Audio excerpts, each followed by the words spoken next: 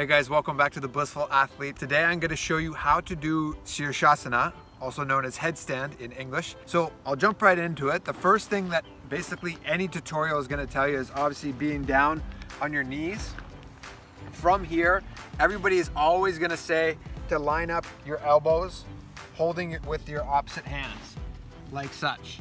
From here, releasing the elbows, interlacing your fingertips. And from this position, now the gap between your elbows is what's gonna build your base, okay? From here, you're gonna tuck your head into this little gap, nestled into the interlaced fingers, okay? Like such.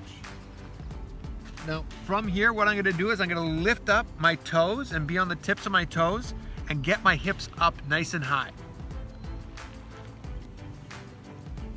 Now from there, what I'm gonna do is I'm gonna slowly walk my toes closer and closer to my body, as close as possible, okay? And again, keeping my legs as straight as possible. Now, if you have tight hamstrings, you might have to bend your legs like such. Nothing wrong with that, but do your best to keep your legs straight and the butt up nice and high. From there, like I say, walking, lifting one foot up, and if possible, lifting the other.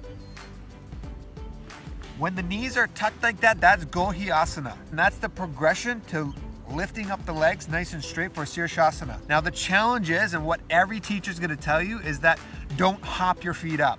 But to be honest, if you don't have the core strength, you kind of have to hop your feet up. Nobody's going to really tell you that, and nor do I encourage it. But at the same time, if you do not have the core strength, you can still get away with hopping a tiny bit, and I'll show you that right now. So again, the base is correct. Elbows held with the hands, releasing, interlacing my fingers. Head is nestled in here. I'm gonna get my hips up nice and high, walk my toes as close to the body as possible, bend one leg. Then at that point, you can kind of hop. There's gonna be a little bit of a gap. Now the whole point of this is to try and get the hips in line with the shoulders, and I'll show you that. Right here, you can hop. Not a big deal, as long as you're doing your best to get your foot closer.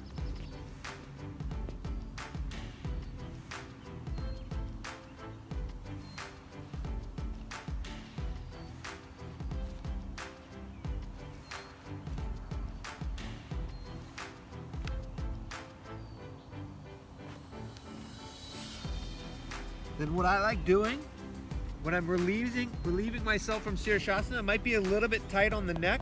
You can keep your head down and stretch it out before coming back up. Now the key is to have a strong base and distribute the weight of the body evenly between the elbows, the forearms, and your head. You should always make sure that your neck is nice and straight, that you're not putting too much weight on the head, especially at the beginning, and that your shoulders, your hips, your knees, and your feet are aligned with one another. Now, like I said, the one thing you should be noticing is at the beginning, watch my back. I want you to be careful with this. This is the importance of aligning the shoulders and the hips.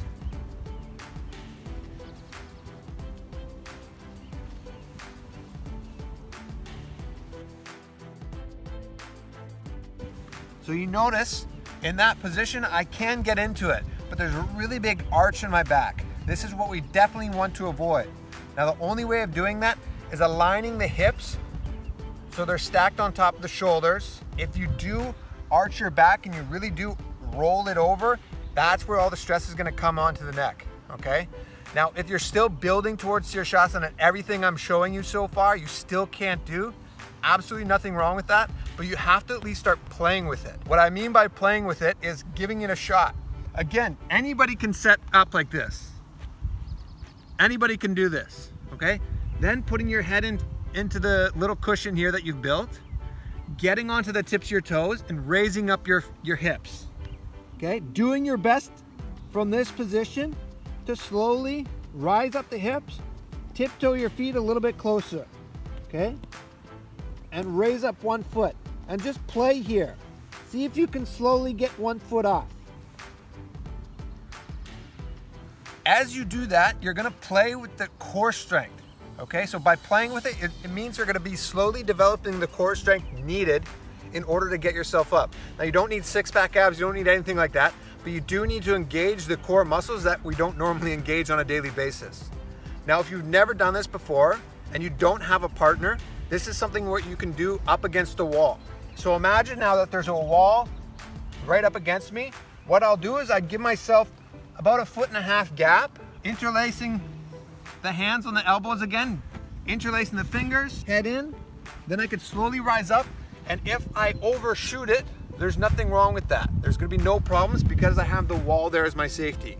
And this is the same thing if we're working on Sirsasana 2 with the handstands, okay? Having that wall about 1.5 foot away, helping you align yourself and keeping you there safely. Now this is something that definitely needs to be worked on a daily basis. You have to practice it, you have to get used to it, you have to allow the muscle memory to develop. What we have coming up for Nithyananda Yoga is we're celebrating International Yoga Day by a Sirsasana challenge, seeing if you can hold this for 5+ minutes, okay? And even if you can't hold it and you've been working on just getting into the asana itself, that's awesome as well. This is what we're working towards, a conscious breakthrough. So if you are interested in Sirsasana, you want to keep, getting yourself to that space, again, practice, practice, practice. If you need to, watch this video again. Make sure that you're working on the alignment of the shoulders, the hips, and the knees and the feet, okay? Avoiding the big arch in the back. And again, making sure that you extend your toes up. That's one thing. As you're going into it, getting the toes extended and the hips extended. I'll show it one last time, okay? Watching the hips, watch my hips raise after I'm pressing down with my toes. From here to here. Get my feet a little bit moving forward, 1 foot up. Then if you need to, you can hop a tiny bit into it, but then getting the hips aligned. From there, I know I can extend my feet up. Everything is in line.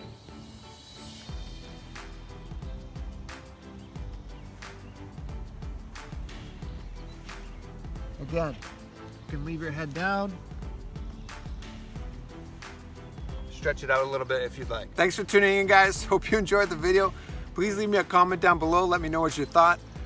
As always, please subscribe to the channel if you have not yet done so. And looking forward to seeing you guys on the next video. Be blissful.